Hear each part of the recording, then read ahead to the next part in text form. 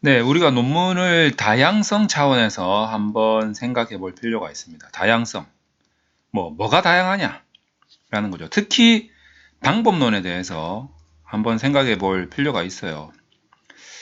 자, 우리가 흔히 사용하는 방법을 크게 대별하고자 하면 우선 이제 질적 연구 방법이 있고요. 그 다음에 양적 연구 방법이 있다. 요 정도까지는 누구나 다 아실 겁니다.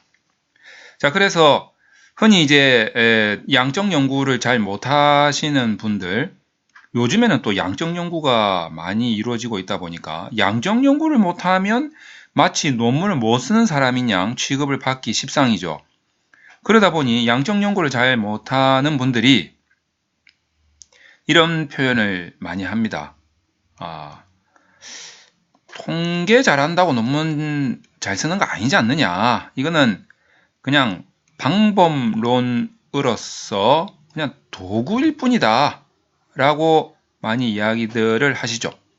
자, 근데 반면에 정말 통계를 잘 하시는데도 논문을 잘 쓰시는 분들은 똑같은 말을 합니다. 이 통계에 뭐가 중요하냐? 그냥 도구일 뿐 아니냐? 그냥 방법론에 불과하지 않느냐? 라고 이야기들을 하고 있죠. 자, 저 역시 마찬가지입니다. 통계? 저도 어디 가서 설명할 수 있을 정도로는 좀 합니다만, 통계는 그냥 도구일 뿐 아니냐. 방법론에 불과하다. 저도 이렇게 이야기를 합니다. 결국에는 양적 연구를 잘 하든 못하든 구분하지 않고 통계라는 것은 논문의 세계에서는 도구일 뿐이다. 저는 이렇게 생각을 합니다. 다만 우리가 이제 이 다양성 차원에서 본다고 했을 때 내가 제기하는 문제, 이 문제를 풀 수 있는 방법은 굉장히 다양하다라는 것을 지금 설명을 드리려고 하는 거거든요. 이 방법은 굉장히 다양하고 다만 그 방법이 객관적이고 그리고 과학적이라면 누구라도 다 납득할 수 있지 않겠느냐라는 차원에서 이 객관적이고 과학적인 방법이 양적 연구가 조금 더 타당하다 이렇게 생각은 합니다. 그렇기 때문에 자연적으로 어떤 통계 분석에 의해서 처리를 많이 하게 되죠. 그러나 예를 들어서 빅데이터가 정말 일반화되고 거의 대중화가 된다라고 생각을 했을 때 이 빅데이터를 굳이 통계로 풀긴 풀지만 우리가 지금 현재 많이 다루고 있는 굉장히 복잡한 그런 통계로 풀 필요가 있겠느냐라는 거죠. 그냥 빈도 분석 한번 하면 끝 아니겠습니까? 기수 통계 한번 해가지고 숫자가 너무 크니까 시각화 해버리면 이거를 그래프로 멋지게 한번 그려주면 추이가 나오잖아요. 예측이 뭐가 필요합니까? 전체를 다 봤는데 그냥 그 자리에서 결정이 나버리는 거죠. 그러니까 굉장히 단순한 통계 분석으로 끝낼 수 있다는 거죠. 다만 데이터 양이 너무 많고 숫자가 크다 보니까 도움을 받아야죠. 컴퓨터의 도움을 받아야 될 거고 이 수치를 그냥 수치로 따지기보다는 시각화하기 위해서 어떤 디자인이 필요하게 되겠죠.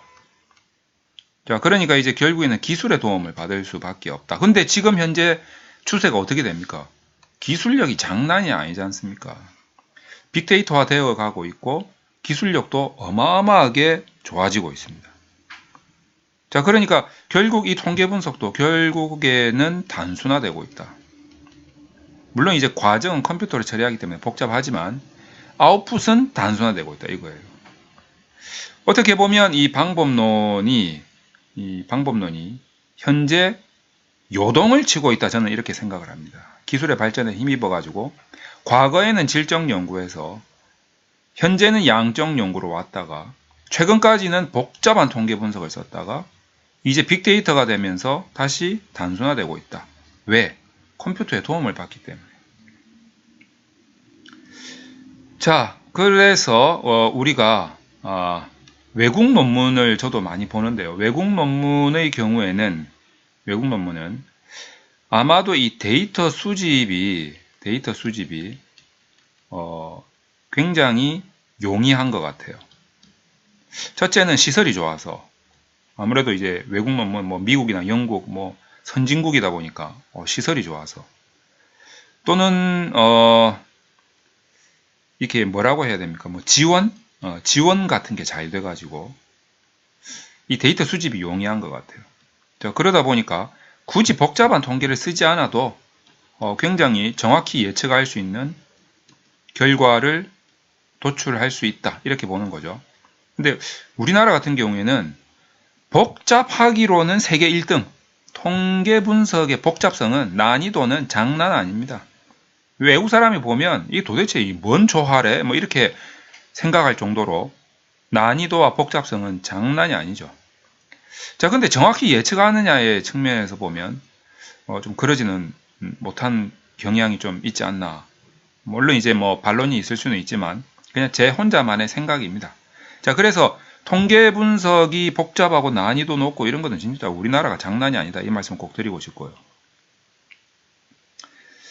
자, 그런데 이제 학교로 한번 넘어오겠습니다.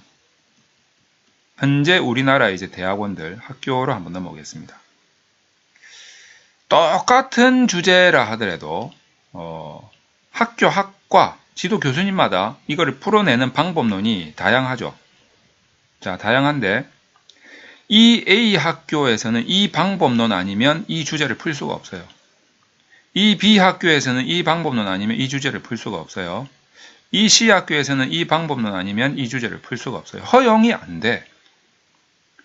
자, 근데 이 세 가지 방법은 이 주제를 다 풀 수 있는 다양성 차원에서 뭐 각각 나름대로 의미 있는 방법들이에요. 근데 이제 뭐 굳이 컴퓨터 용어로 말하자면 왜 호환이 안 되나? 호환이 안 된다. 이런 좀 답답한 감이 있습니다. 교수님들의 스타일이겠죠. A 학교, B 학교, C 학교 교수님들의 스타일일 수도 있고 A 학교 교수님이 B 학교와 C 학교에서 푸는 이 방법론을 몰라서 그럴 수도 있습니다. 자, 그렇다 보면 이 A 학교에 소속된 이 학생들은 자칫 잘못하면 다양성을 잃을 수가 있죠. 이 방법론밖에 모른다는 거죠. 그래서 이 학생이 대학원을 왔는데 운무랑 개구리가 될 우려가 있습니다. 학생들은 이런 부분에 굉장히 주의를 하셔야 됩니다.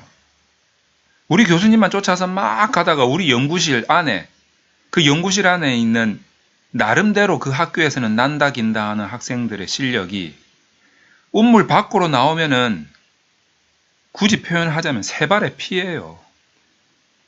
얼마나 넓은 세계가 있는데 그 연구실 그 10평도 안 되는 그 좁은 공간 안에 갇혀 있는 그 학생들의 실력이 얼마나 깊고 넓다고.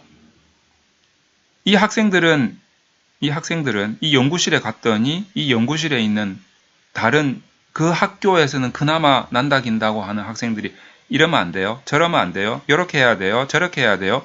라고 조언을 막 주죠. 그럼 이 학생은 이 주제를 오로지 이렇게 풀어야 되는구나 라고 밖에 생각할 수가 없어요. 점점 이제 우물한 개구리로 전락하게 되는 거죠. 우물 밖 세상을 몰라요. 그러다가 이 학교에서 박사학위를 받고 나와서 나중에 독립을 하게 됐을 때 엄청난 충격에 휩싸이게 되는 거죠. 나는 분명히 이 주제를 이런 방법으로만 풀어왔는데 다른 데 가니까 통하지를 않는 거예요. 그랬을 때 이 학생의 능력의 개선이 될 수 있겠느냐 이거죠. 한계에 곧 부딪히게 됩니다. 그래서 어느 학교나 어느 연구실에 있는 연구원들이나 학생들이나 기본적으로 방법론에 대해서는 다양하다라는 점을 꼭 인식을 해 주셨으면 좋겠어요. 다만 현실의 세계에서 봤을 때 이 학교에서 이 교수님을 넘어야 되는 문제가 있기 때문에 어쩔 수 없이 이 주제를 이 방법으로 풀 수밖에 없다 라는 생각으로 임해야지 이 주제는 오로지 이 방법으로 풀어야 되는구나 라고 착각을 하시면 안 된다라는 겁니다. 자, 이 부분에 대해서 많은 분들이 공감을 하시리라 저는 확신을 합니다. 이런 과정을 겪으셨다면 자, 그래서 제일 먼저 제가 뭐 요청이 아니라 제안 비스무리하게 말씀을 좀 드리고자 한다면, 먼저 학교에 계신 교수님들이나 또 연구실에 갇혀가지고 그 교수님에 의해서 이제 길러진 연구원들은 이렇게 생각을 좀 해주시면 좋겠어요. 아, 방법론이 내가 아는 게 다가 아니다. 굉장히 다양할 수 있다. 그리고 방법론에 대해서 다양성을 많이 겪으신 분들은 아마 지금 제가 드리는 말씀에 공감을 하실 텐데, 이 정확한 방법은요, 경우의 수가 되게 많아요. 로직을 어떻게 짜느냐에 달려 있습니다. 적어도 이 로직을 짤 수 있는 수준까지 온 다음에 이런 방법에 대해서 논하셔야 됩니다. 그래서 이 로직이라는 것은 마치 블록 같은 거예요. 우리가 이제 레고 같은 거를 예로 들어서 설명을 드릴 수가 있는데, 이렇게 블록을 끼워 맞추고 저렇게 끼워 맞추다 보면 여러 가지 모양이 나오지 않습니까? 방법론의 로직도 약간 그런 경향이 있어요. 그래서 그 정도의 로직을 다양하게 짤 수 있는 실력이 되려면 수많은 경험과 시행착오와 공부를 많이 하셔야 됩니다. 자, 그래서 그런 경험을 얻기 위해서는 굉장히 다양한 방법에 도전을 하셨어야 돼요. 실패도 해 보셨어야 되고, 도전 정신을 가지고 마구마구 한번 질러 봤어야 됩니다. 자, 어느 순간에 깨닫게 돼요. 아, 내가 학문의 깊이는 진짜 장난이 아니구나. 넓이는 거의 뭐 우주와 같이 무한하구나. 이런 것들을 어느 순간에 깨닫게 됩니다. 그래서 자만하지 말으셔야 돼요. 내가 몇 가지 주제를 몇 가지 문제를 풀었다고, 와, 내 진짜 논문 실력 장난 아니야. 통계 분석은 진짜 장난 아니구나. 혼자 자만하면 절대 안 된다라는 말씀을 꼭 드리고 싶습니다.